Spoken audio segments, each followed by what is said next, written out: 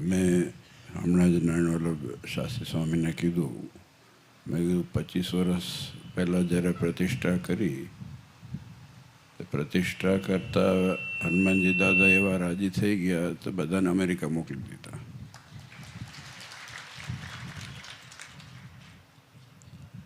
અને મૂળભૂત છે ને, તમે બધાએ સાક્ષી છો કે સુવર્ણરથ જયંતિનો ખેડો કરવા ચોકમાં આપણે ભેગા થયા હતા. અને એ લગભગ ત્યાં 93માં એ ચોકમાં અત્યારે જ્યાં ભૂંગળા ફૂંકેલા છે, એટલે ત્યાં ઉત્તર ગુજરાતના જેટલા ગામડા છે ને તેના સ્વયંસેવકો બધા આવ્યા હતા, બહુ બધાએ. અને આવીને બધા સીધા અમેરિકાના વિઝા જ મળી ગયા સીધા, અને ગામ ખાલી થઈ ગયું.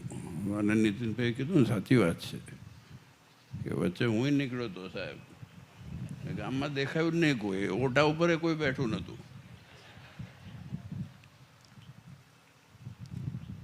પણ આજે ગર્વની બાબત એ છે કે આજે અહીંયાથી હમણાં શાસ્ત્રી સ્વામીએ અને પીપી સ્વામીએ વાત કરી કે આ ગામના બધા આગેવાનો ત્યાં મંદિર સાચવે છે. પણ વાસ્તવિકતામાં કહીએ તો ઉત્તર ગુજરાતના 99% લોકો આપણા મંદિરો જેટલા વિદેશમાં છે ને, કેનેડા અને અમેરિકામાં, એ બધાના મુખ્ય પ્રેસિડેન્ટ અને આખી કમિટીઓ ઉત્તર ગુજરાતની જ છે. અને સંતોય ઉત્તર ગુજરાતના, અમુક આઉટસોર્સ કરેલા છે, અમુક છે. પણ આજે ભાગ્યશાળી છે. જો એક વસ્તુ બહુ અગત્યની છે કે આજે ભલે ગામમાં મને તો હું ફરિયાદ રૂપે કહેતો હતો ઓલો છોકરાને હમણે, મેં કીધું ગામમાં દેખાતા જ નથી ને કોઈ ભેગા જ નથી થતા કોઈ દિવસ. પણ આ 25 વર્ષનું થયું તો ટોળે ઉતર્યા પ્લેનના.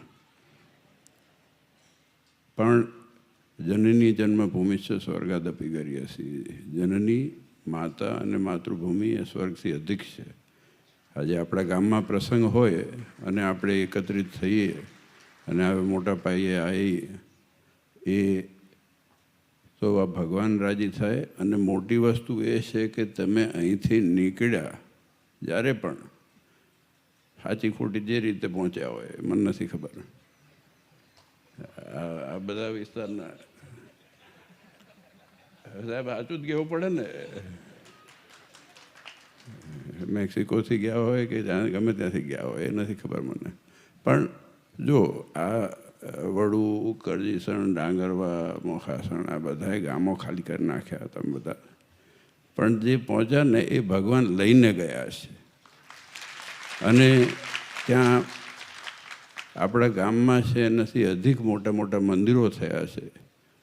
કેમ કે મંદિર જેટલા તો તમારા ઘરો છે.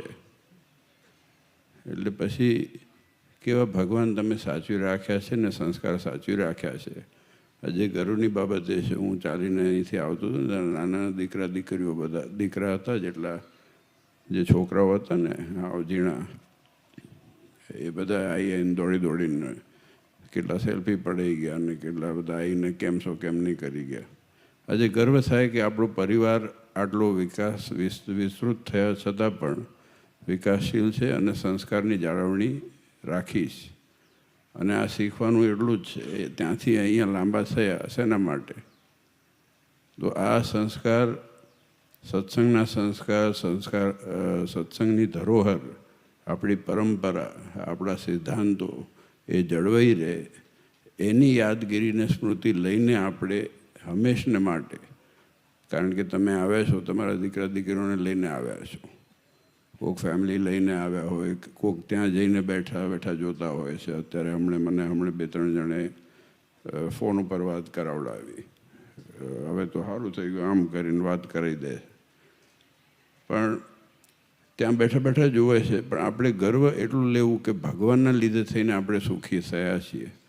અને એ સંસ્કારના લીધે થઈને આજે તમે વિચાર કરો કે આ જ ગામોની અંદર 2 પેઢી 3 પેઢી પહેલાં શું આપણી દશા હતી.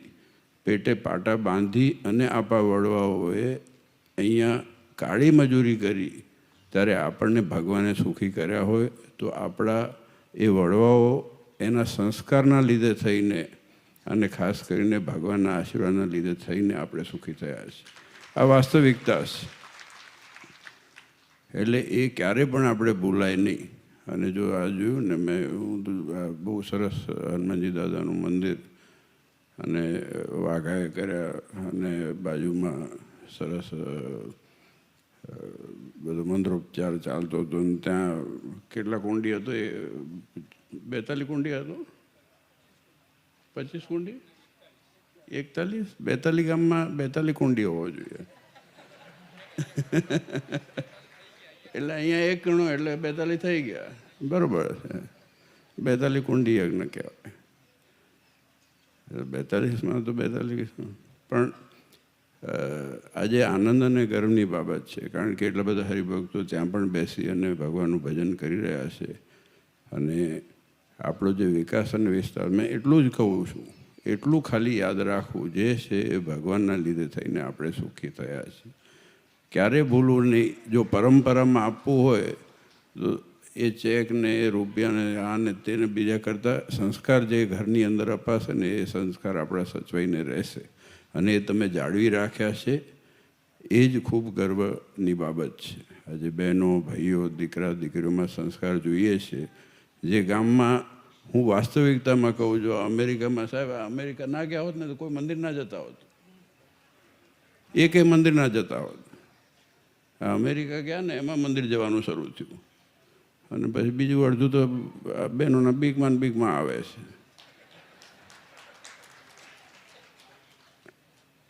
પણ આટલી સેવા, જોજો થોડીક મસ્કરી કરું છું, પણ આજે આટલી સેવા આપણા મંદિરોમાં દેશમાં અને વિદેશમાં થઈ રહી છે, તો એ ખૂબ ધન્યવાદ છે આપ સૌને. હમણે અહીંયા જે એકાદશી કે જ્યારે પણ સભાઓ થતી હોય ને ત્યારે પાછા અહીંયા ગામમાં જેટલા હોય આવવાનું રાખજો. ઓટા ઝાલીને બેઠા હોય એના કરતાં આપણે મંદિરમાં બેસવું સારું. તમે ખર્ચો તમે જ કર્યો. જો વાડી કરી તો વાડી ઉપયોગ કર્યો જ નહીં. મને ખબર છે, એ માંડ થોડોક જ ઉપયોગ થયો છે, અત્યારે ઉપયોગ થઈ રહ્યો છે. એટલે ખાસ આપણે, અને હમણે જો અમારા નીતિનભાઈ છે ને, અમારા સત્સંગી કીધું ને મંત્રી કીધું, પણ અમારા પાડોશી છે અને અમારે પાછું સંબંધ એવો છે કે એ આમંત્રણ આપે નહીં તો હું પહોંચી જાઉં, ને હું આમંત્રણ ના આપું ત્યારે એ પહોંચી આવે છે. એટલે અમારે અસપરસ એક હેત છે પાડોશમાં. અમારે ફોન આમંત્રણ હોતું નથી, આવીને ઊભા જ રહી જવાનું. અને એ તો પોતાના છે અને ખૂબ ઝીણવટભરી અને સૂઝબૂઝથી કાર્ય આજે પણ કરી રહ્યા છે અને એટલા એક્ટિવ છે, એક દિવસ ખાલી નથી હોતો. અને એ કડીનું ખાસ આમંત્રણ આપ્યું ને, કડીના મુખ્ય એમને જ સોંપેલું છે. એમને મેં વિનોદભાઈને કીધું, મેં કીધું ચલો આપણે સાહેબને ત્યાં જઈને સોંપી દઈએ કે આ મંદિર તમારે જ કરવાનું છે. એટલે એ મંદિર સાહેબ જ કરે છે. એટલે ખાસ તમને આમંત્રણ આપ્યું છે ને. આ બધા પ્રસંગમાં હાજર હતા અને હાજર છે. અને ખટકો છે ને, એ તો આટલી દુનિયા લઈને બેઠા શું કરાય, એક મંદિરનું આમંત્રણ આપવા આવે કોઈ માણસ. એટલે આજે આ મમત્વ અને પોતાપણું છે ને, આ શીખવાલાયક વસ્તુ છે કે આજે આ સત્સંગ આપણને મળ્યો છે તો બધાને મમત્વ અને પોતાપણું છે કે આ મંદિર અમારું છે. અને એ લાગણી આપણે હંમેશા રાખીએ. બાકી સ્વભાવ પ્રકૃતિ ગમે તે દુનિયામાં ચાલ્યા કરશે, પણ આ ભગવાન, આ હનુમાનજી દાદા અને આપણો આ ઉત્સવ એ જે છે એ સાર્થકતા એટલી જ છે.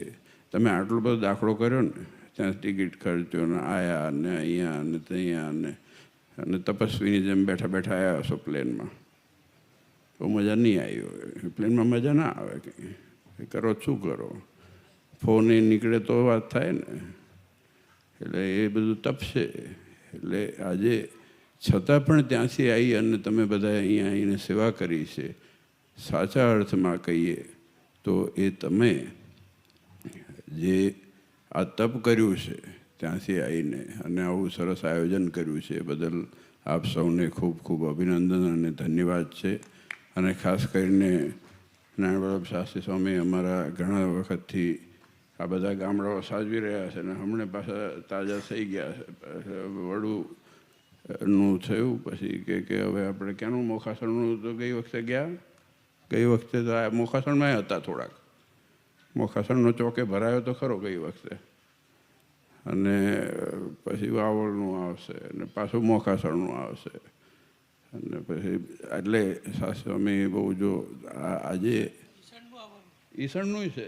ઈસણમાં આવવાનો છો લોહારું તારે આપણે જોયું આવું છે. તમને નથી ખબર, એ અમને ખબર છે. બોલો એ તમે હો તો આવજો પાછા ઈસણ રીતે. આજે રાજમાં ભુજમાં છે, અહીંયા છે, પાછું રામનગરનું ચાલુ છે, પાછું ગાંધીનગરનું ચાલુ છે. 6 જગ્યાએ તો આજે પ્રોગ્રામ ચાલુ છે. બોલો તમે વિચાર કરો કે ભગવાનની કેટલી કૃપા છે કે હું હમણાં જ કહેતો હતો કે 365 દિવસમાં 1100 પત્રિકાઓ આવે છે. લીગલ પત્રિકાઓ એટલે મોટા પ્રસંગો આપણા મંદિર થ્રુ થતા હોય, આપણા સંતો કરતા હોય, 1100 કાર્યક્રમો મિનિમમ થાય છે. તો પછી આપણે એમ કહીએ કે આમ કંઈ નથી થતું, દુનિયામાં કંઈ નથી થતું, તો આપણામાં કંઈ નથી થતું, બાકી જગતમાં બહુ બધું થાય છે. આપણે ભગવાનને સાચવ્યા છે તો આટલી ઉન્નતિ ને આટલી પ્રગતિ થઈ રહી છે, તો એ જોઈને આનંદ થવો જોઈએ, ખુમારી રહેવી જોઈએ. અને એમાં જ આપણો વિકાસ છે ને વિસ્તાર છે ને સંસ્કાર સચવાઈ રહે. એનાથી આપણો સમાજ, આપણું ઘર, આપણું ગામ આ બધું સચવાઈ રહે છે. આજે ખૂબ આનંદ થયો. આપ સૌ હરિભક્તો એકત્રિત થયા અને મોડું થયું ને સમોસા રાહ જોવે છે. હવે હું જોઈને આવ્યો, સમોસા બન્યા છે આજે. સમોસાને ફૂલ વળીને લાડવા ત્રણ તો જોયા મેં, પણ એમ બહુ મોડું કરું ને પછી વધારે ખવાઈ જાય તો આફરો ચડે, એટલે મોડું નહીં કરવાનું. તો ખૂબ આનંદ થયો બધા હરિભક્તોને મળીને, અને પાછા મળતા રહીશું અવારનવાર. ભગવાન આપ સૌનું મંગળ કરે, બહેનો ભાઈઓ દીકરા દીકરીઓ આપ સૌનું રૂડું કરે, એ જ નાના દેવના ચરણોમાં પ્રાર્થના.